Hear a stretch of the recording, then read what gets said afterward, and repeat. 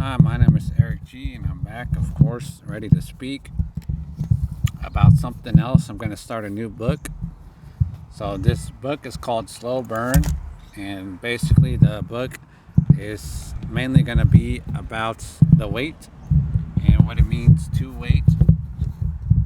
So, that's mainly what it's going to be about, the book. So, it's mainly going to be about how to wait and what to wait for, and what do we do while we're waiting. So, the wait.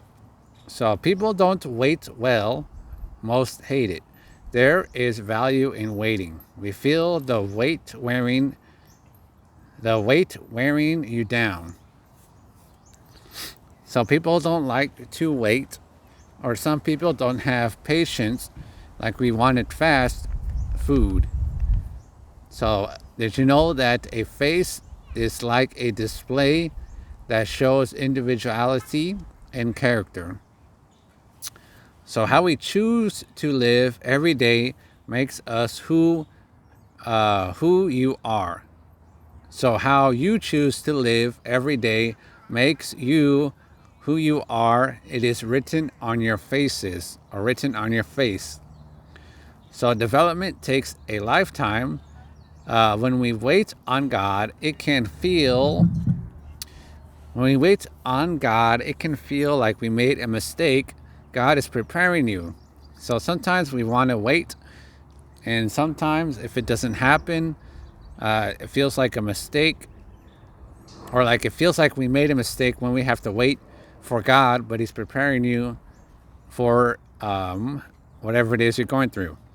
So it can feel like life has a deadline that can never be met. So God finishes what He started with unusual precision if we will wait on God. Life creates valuable art from your experiences or experience. So, which part of life are you in? Which part of life are you in? So, which part of life are you in? The end, the middle, or the in between? So, life is about the cards you hand over. When you hand over the cards to God, day after day, you experience a change. So, you. Life is about the cards you hand over. And when you hand over those cards to God day after day, you will experience a change. So you can be prepared for what comes next. It could take months, years for what you are waiting for to become reality. So it will take months or years for what you are waiting for to become reality. So if you wait on God, so for deliverance, direction, forgiveness, refreshing, healing, vindication, confidence. So if you want to be a person that is after God's heart, you must wait. So God created you to find direction, comfort, strength, healing, revelation, joy, and hope. That is where God is shaping you. So people think of their lives like an explosion. My life needs to stay consistent through the wait. It is not about what you do now, it is about what you do next. So it's not about what I do now, it's about what I do next. When you accept the wait, what you do while you wait, especially if you are just wasting time. So, what do you do while you wait? Do you just waste time or use it? So, the word incense means to burn. So, our life being like a vapor, here today and gone tomorrow, our life should be an act of worship, like a heat source that produces smoke. So, smell of Christ that reminds us of our source. So, people are excellent at different scents. So, what we smell influences our thoughts with past moments. So, smell and emotion are one memory. How quickly do you forget about God in the wait? How often,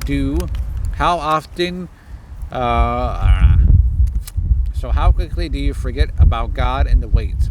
How often do you bring your offering to God?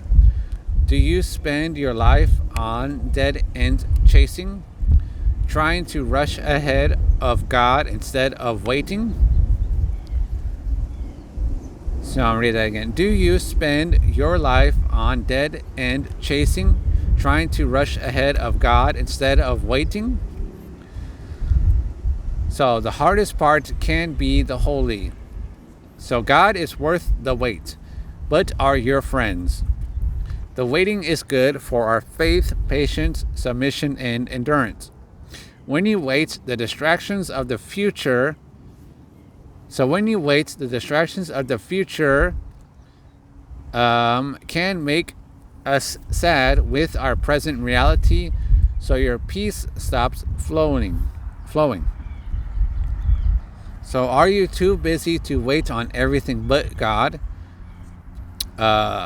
Will you wait for bad advice all day? But you will wait for bad advice all day. So Jesus was a fragrant offering, so our lives could become an offering too.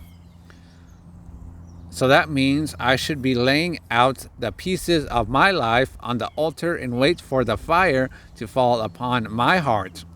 Making my life a offering means trusting God in the wait to change my thoughts into motivations, conversations, and worship while I wait.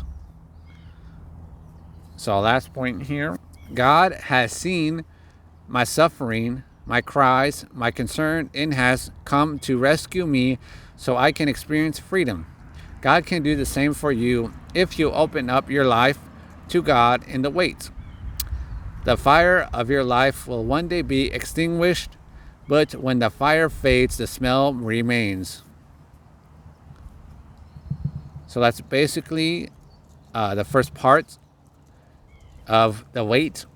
And I think there were some chapters, some verses, but um, yeah, like in what does it say? Exodus, it says, yeah, in incense, or not incense, yeah, incense will burn regularly before the Lord for the generations to come.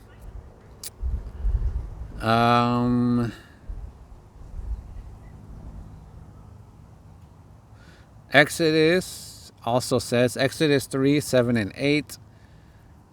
It also says, in the land of milk and honey. Psalms 5, 3, 14, and 1. David said, I lay out the pieces of my life on the altar and wait for your fire to fall upon my heart, and let my prayers be counted as incense before you, and lifting up my hands as the evening sacrifice. So like she said, like we gotta be a fragrant offering to God. Yep, and that's pretty much it. Like I said, quick. They're definitely probably not going to be too long for each chapter. But that was the first chapter of the first book called Slow Burn. And so while you wait, basically, or how do you live in the wait? Yep, so God is good all the time, and I'm out.